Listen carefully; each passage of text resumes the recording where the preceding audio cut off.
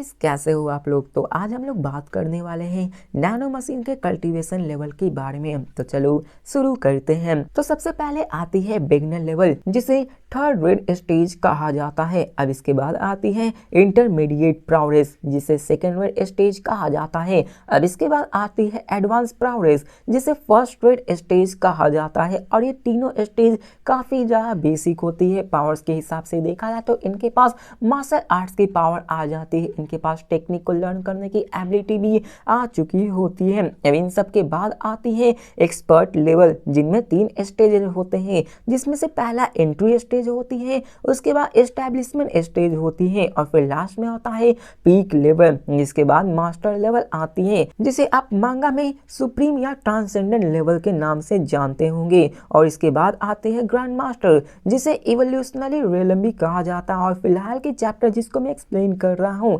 उसमें आपने Prince chain के जनरल को देखा होगा, जो कि इवोल्यूशनरी रियलम पे होता है। इसके अंदर भी 2 स्टेज होते हैं, पहला एंट्री और दूसरा पीक स्टेज होता है। अब इस लेवल के बाद आती है एनलाइटमेंट ग्रैंड मास्टर, जिसे मांगा में मिस्टिक रियलम के नाम से जाना जाता है। और अभी के फिलहाल जिस चैप्टर को मैं एक्सप्लेन कर रहा हूँ, उसमें अभी चियोन यून अभी इसी लेवल मिस्टिक रियलम में ही इंटर किया होता है। कुछ ही चैप्टर्स पहले ही वो मिस्टिक रियलम में इंटर कर चुका होता है। इसके अंदर भी 2 स्टेजेस होती हैं, जिसमें पहला एंट्री लेवल होता है और दूसरा परफेक्ट स्टेज होता है। जिसके बाद आती है डिवाइन मास्टर, जिसे लाइफ एंड डेथ रियलम के नाम से जाना जाता है। और मांगा में फिलहाल डेमन लॉर्ड अभी इसी लेवल पे होता है। मतलब करेंटली जो चैप्टर अभी तक रिलीज हो चुके हैं, उसमें अभी वो इसी लेवल पे मौजूद होता है। और इसमें भी 2 स्टेजेस होते हैं, जिसमें पहले इनिशियल लेवल आता है और दूसरा पीक स्टेज होती है। अब इसके बाद में जो आखिरी 3 लेवल्स होते हैं, उसके बारे में थोड़ी सी मैं डिटेल में बता दूंगा। और ये लेवल्स भी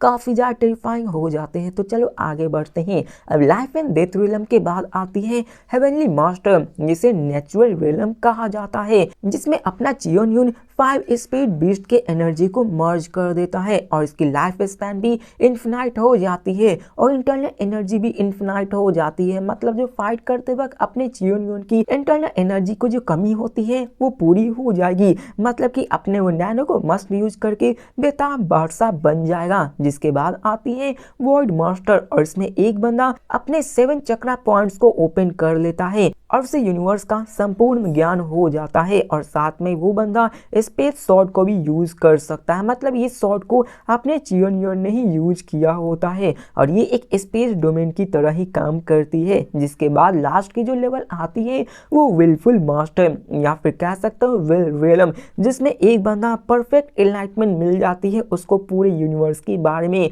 और वो अपने यूनिवर्स का बेताब बादशाह बन जाता है। इतनी पावर्स आ जाती है कि वो अपने यूनिवर्स की पावर जा सकता है। मतलब हर एक यूनिवर्स के अंदर ऐसा ही होता है, हर एक मांगा के अंदर ऐसा ही होता है। जब वो अपने यूनिवर्स में सबसे ज्यादा पावरफुल हो जाता है, तो अपने यूनिवर्स को छोड़कर चला जाता है। और सेम टू सेम इसमें भी होता है, जब अपना चियोन यून अपने इस लेवल पे पहुंचेगा, तो उसकी पावर्स इतनी हो जाएगी कि वो अपने यूनिवर्स को छोड़कर उसके बाहर जा सकता है। इसमें एक बंदे के पास इतनी पावर्स आ जाती है कि वो टाइम तक को रोक सकता है, मतलब कंप्लीटली टाइम को कंट्रोल कर सकता है। और साथ में उसके पास इतनी पावर्स होती है कि वो दूसरों को हील भी कर सकता है। अब इसी के साथ हमारी जो कल्टीवेशन वाली जो वीडियो है, वो खत्म होती है। और भी काफी इंटरेस्टिंग चीजें हैं, लेकिन उसे हम आगे नेक्स्ट आने वाली वीडियोज में डिस्कशन किया करेंगे। तो मिलते हैं चैप्टर्स पे, तब तक के लिए बाय।